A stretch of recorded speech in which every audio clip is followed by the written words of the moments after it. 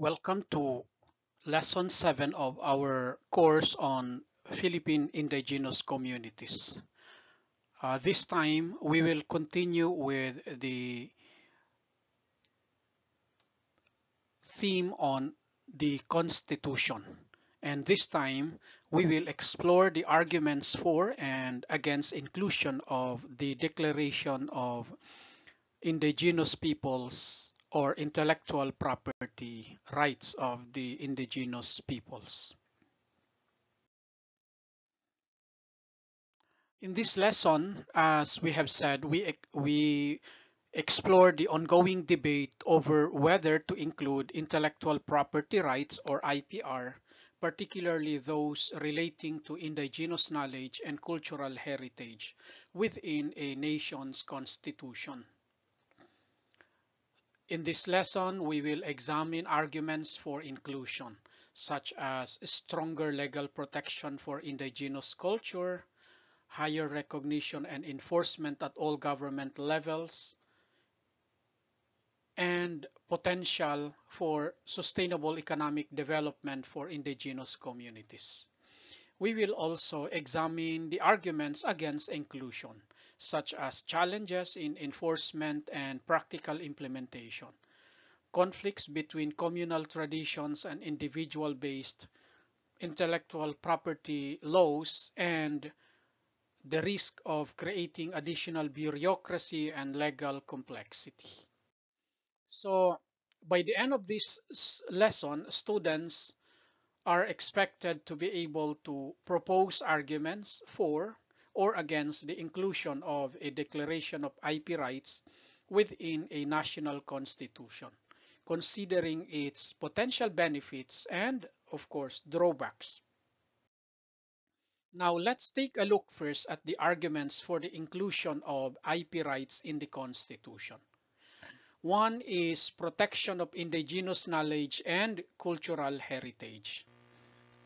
A constitutional provision would provide stronger legal protection for indigenous cultural expressions, preventing unauthorized commercialization. One example that we can cite is the case of Tinalak weaving of the Tiboli people, where traditional designs have been copied without consent. The second arguments for the inclusion of intellectual property rights of the indigenous peoples in the Constitution is legal protection, recognition and enforcement. A constitutional framework would ensure that indigenous intellectual property rights are respected at all levels of governance. This could lead to stricter penalties for cultural misappropriation and unauthorized use of indigenous knowledge. The other argument that we can cite for the inclusion of IP rights in the Constitution is the promotion of economic development. Protecting indigenous intellectual property can promote sustainable economic opportunities for indigenous communities. Example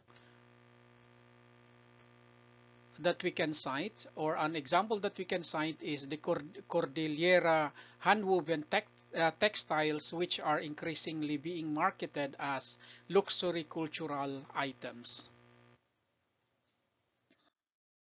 Now let's take a look at the arguments against the inclusion of IP rights in the Constitution.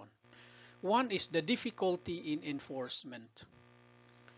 Constitutional provisions may not guarantee effective enforcement, as local and national laws would still need to be implemented. For example, despite legal protections, Aita traditional herbal medicine continues to be commercialized without proper recognition. Second, conflict with existing intellectual property laws. As we know, modern intellectual property laws are based on individual ownership, whereas indigenous knowledge is often communal.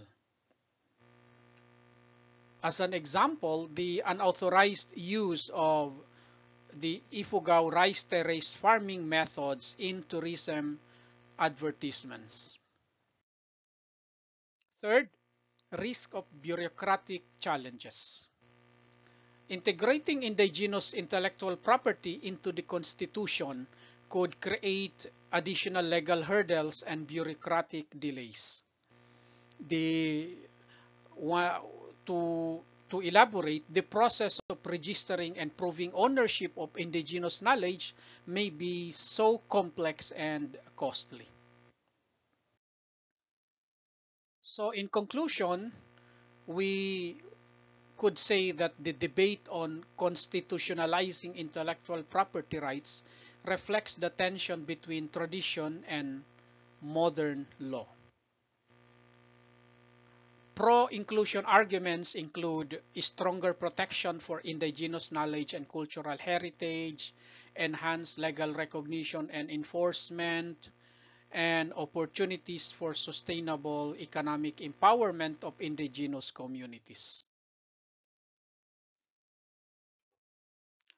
While against inclusion arguments include difficulties in enforcement and alignment with existing laws, potential conflicts with individualistic intellectual property systems, and the risk of added bureaucracy and complex legal processes.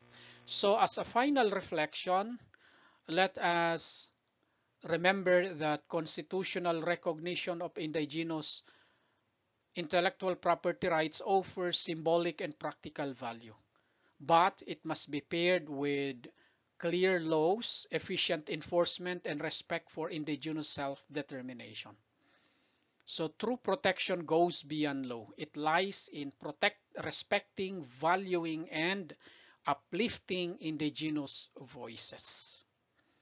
So next meeting after the midterm exam, we will proceed to lesson 8, which is about rights and consequences.